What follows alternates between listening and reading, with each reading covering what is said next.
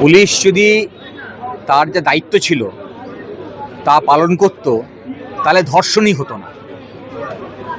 আমার যে ঘটনা আমি জানতে পেরেছি যে অভিযোগ জানানোর পরও পুলিশ ফাঁড়ি থেকে বা থানা থেকে নড়েনি।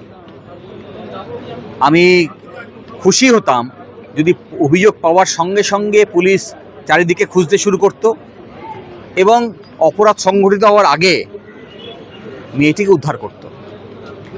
কিন্তু আমরা যা জানতে পেরেছি ভোর 4টে পর্যন্ত, যতক্ষণ না পর্যন্ত পরিবারের লোক আবার বিভিন্ন জায়গা থেকে সিসিটিভি ফুটেজ সংগ্রহ করে পুলিশকে দেখিয়েছে এই দেখুন অপরাধী নিয়ে যাচ্ছে আমার মেয়েকে, ততক্ষণ পর্যন্ত পুলিশ নড়েনি। ফলে পুলিশের দায়িত্বই হচ্ছে কোথাও অপরাধের খবর যদি হয়, যে অপরাধ সংঘটিত হতে পারে, তাহলে সঙ্গে সঙ্গে ইন্টারভেন করা এবং অপরাধ যাতে সংঘটিত না হয় তা দেখা, প্রিভেন্ট করা। তারপরেও সমাজে অপরাধ আছে, সমাজে অপরাধ হতে পারে এবং অপরাধ যদি হয় সঙ্গে সঙ্গে তা তদন্ত করা নিরপেক্ষভাবে এবং অপরাধের নথি সংগ্রহ করা। এখানে দেখলাম অপরাধী যে তাকে ধরল দুষ্কৃতী, যা গ্রামবাসী ধরে দিল, হিন্দু মুসলিম খ্রিস্টান সবাই নির্বিশেষে, তারপরে পুলিশের ফাঁড়ি থেকে সেই অপরাধী পালিয়ে যাচ্ছে। তাহলে একদিকে পুলিশ অপরাধ আটকাতে পারছে না, অপরাধ দমনে ব্যর্থ হচ্ছে, অপরাধীদেরকে গ্রেপ্তার করতে ব্যর্থ হচ্ছে, পাড়ার লোক যখন অপরাধীদের গ্রেপ্তার করে পুলিশের হাতে তুলে দিচ্ছে তাদেরকে ছেড়ে দিচ্ছে, তাহলে এবং ছেড়ে দিচ্ছে বিজেপির নেতা তার নির্দেশে। তাহলে পুলিশের চলার কথা ছিল আইনের নির্দেশ মেনে, পুলিশ চলছে নেতার নির্দেশ মেনে। এইটা খুব বাজে লক্ষণ।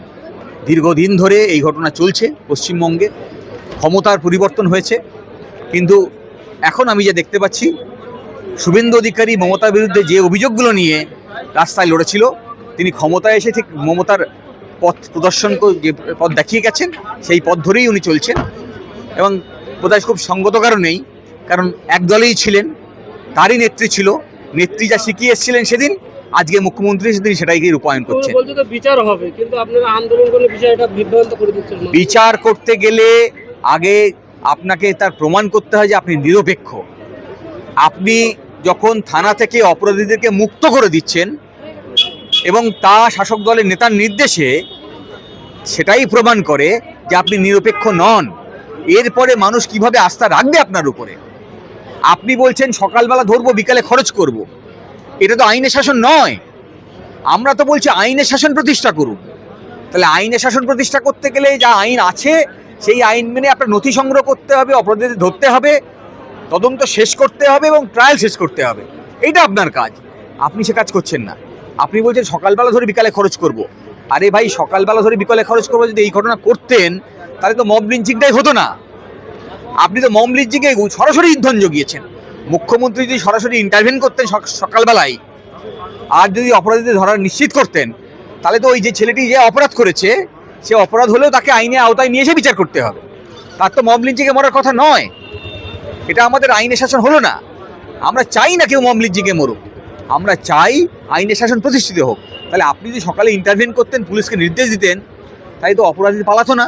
আর অপরাধী না পালালে জনরোষ বাড়তো না, জনরোষ না বাড়লে এই ধরনের ঘটনা ঘটতো না।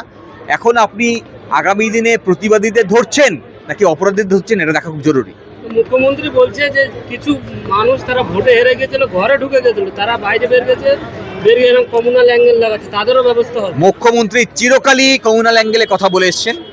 উনি ভোটের আগে থেকে শুরু করে আমার ভিডিও যদি থাকে সবাই জানেন যে উনি কমিউনাল অ্যাঙ্গেলেই কথা বলেন। মুখ্যমন্ত্রী এবং তার দল কমিউনাল অ্যাঙ্গেলেই কাজ করে এসছেন। এই কাজে সহযোগিতা করেছিল এর আগের যে শাসক দল ছিল তৃণমূল, সেই তৃণমূল তারাও একইভাবে এই ডিভিশনের পলিটিক্স করে গেছে। কিন্তু আমরা বলছি যে মুখ্যমন্ত্রী শুভেন্দু অধিকারী হয়েছেন মানুষের তৃণমূলের বিরুদ্ধে ক্ষোভ ছিল বলে।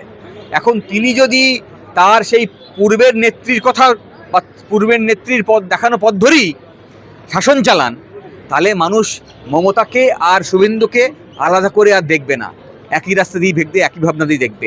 আমরা দেখতে চাই আপনি মুখ্যমন্ত্রী হয়েছেন, আপনি মমতার দেখানো পথ ধরেই আপনি কি আমাদের গণতন্ত্রের অধিকার কেড়ে নিচ্ছেন, গরিব মানুষের উপর লাথি মারছেন, ধর্মীয় ডিভিশন চালিয়ে যাচ্ছেন, অপরাধীদেরকে মুক্ত করে দিচ্ছেন, অপরাধীদেরকে নিরপেক্ষভাবে বিচার দিচ্ছেন না। আমরা দেখতে চাই, আমরা অপেক্ষায় আছি। যদি আপনি আইনের শাসন প্রতিষ্ঠা না করেন তাহলে আমরা আছি, কিভাবে আইনের শাসন প্রতিষ্ঠিত করতে হয় তা আমরা নিশ্চিত করব। মুখ্যমন্ত্রী বলছেন যে রেল লাইন উপরে দেওয়া হয়েছে, গাড়ি জ্বালিয়ে দেওয়া হয়েছে, সিআরপিএফ আহত হয়েছে, কিন্তু এই কাজ তো মুখ্যমন্ত্রীর পুলিশ সহযোগিতা করেছে। রেল চলছে। পুলিশের ইন্ধন ছাড়া মানুষের জনরসু আর এই সব কিছু এই ধরনের ঘটনা যখন ঘটে না, তখন এজেন্ট প্রভোকিটা বলি আমরা থাকে, ফলে তার দলের লোক এই ভিড়ের মধ্যে ঢুকিয়ে দেওয়া হয়, পুলিশের লোক ঢুকিয়ে দেওয়া হয়, অপরাধ সংগঠিত করা হয়, আর যারা গণতন্ত্রপ্রেমী মানুষ, প্রতিবাদী মানুষ, তাদের উপরে দিক নির্দেশ করা হয় অপরাধীদের প্রশ্রয় দেওয়ার জন্য। ফলে মুখ্যমন্ত্রীর কথায় আরও একবার নির্দেশ দিচ্ছে যে যারা সাধারণ প্রতিবাদী তাদেরকে যাতে হেনস্থা করা যায়, তার জন্য অপরাধীদেরকে আড়াল করার চেষ্টা করছেন। অপরাধ করেছে ওনার দলের লোক। যদি রেল লাইন উপরে থাকে, সাধারণ গণতান্ত্রিকভাবে মানুষ সে কাজ করে না, করেছে ওনার লোক। ফলে সেই ওনার লোককে খুঁজে বার করার যদি ক্ষমতা থাকে, তাহলে উনি নিরপেক্ষ বিচার করতে পারেন। ক্যাপিটাল পানিশমেন্ট দেওয়া হবে, কিন্তু যথেষ্ট ভালো বার্তা দিয়েছে সাধারণ মানুষের। ক্যাপিটাল পানিশমেন্ট আমরা চাই না। আমরা চাই সমাজ এই অপরাধ মুক্ত হোক, আইনের শাসন প্রতিষ্ঠিত হোক। মানুষের একজন মানুষকে মেরে কখন সমাজ অপরাধ মুক্ত হয় না। নিশ্চয়ই জনরোষ তৈরি হয়, মানুষের ক্ষোভ তৈরি হয়, মানুষ চায় যে এই ধরনের অপরাধী যেন একটাও না বেঁচে থাকে।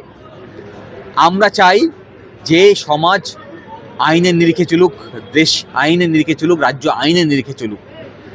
মুখ্যমন্ত্রী হিসেবে এটাই আপনার কাজ, এটার জন্যই আপনি শপথ নিয়েছেন। আজকে মুখ্যমন্ত্রী নিজেদের বাড়িতে যাচ্ছে, নিজেদের বাড়িতে না গিয়ে রাজ্যের বিভিন্ন প্রান্তে যারা অপরাধ করছে, আপনার পুলিশকে বলুন সেই অপরাধীদের খুঁজে বার করা। পলিটিক্যাল স্টেটমেন্ট দেবেন না। আপনার রাজনৈতিক মত কোনো মূল্য রাখে না। আপনি একটা চেয়ার হোল্ড করছেন। আমি শামীম আহমেদ এখানে দাঁড়িয়ে একটা কথা বলবো, চায়ের দোকানে বসে একটা কথা বলবো, তার পলিটিক্যাল ইমপ্লিকেশন থাকতে পারে। আপনি যখন চেয়ার হোল্ড করছেন তখন চেয়ারের রেসপন্সিবিলিটি নিন। আপনি যা বলবেন লিখিত নির্দেশ দিন। পলিটিক্যাল স্টেটমেন্ট নির্যাতিতদের বাড়িতে গিয়ে বিভিন্ন প্রান্তে গিয়ে দিয়ে কোনো লাভ নেই।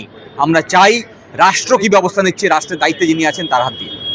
আইন অপরাধীকে সাজা দেবে আইন, কিন্তু মুখ্যমন্ত্রী বলছেন নির্যাতিতার বাবা মা যা বলবে সেটাই হবে। সেটা কি হতে পারে? এটা চাই না আমরা। আমি চাই নিরপেক্ষ বিচার। নিরপেক্ষ বিচার কখনো নির্যাতিতার বাবা বলতে পারেন না। নিজেদের দাবি করতে পারেন যারা অপরাধীদের, তাদের যাতে কঠোরতম সাজা হয়, সেই সাজা নিশ্চয়ই উনি দাবি করবেন। আমরা সেই দাবির সঙ্গে সহমত। আমরা একই সঙ্গে একই দাবিও করছি যে নির্যাতিতার উপরে যারা অত্যাচার করেছে তাদের কঠোরতম সাজা হোক, কিন্তু তার মানে এই নয় যে আইনকে হাতে তুলে নিতে হবে, আইন নিরপেক্ষ হবে। বিষয়টা কি আদালতে ঘোরাচ্ছে? আপনারা তো গতকাল গিয়েছেন। আমরা অপেক্ষায় আছি যে কিভাবে তদন্ত আগাচ্ছে। যদি আইনের দায়িত্ব উনি পালন করতে না পারেন, তাহলে বাকিটা আমরা বুঝে নেব।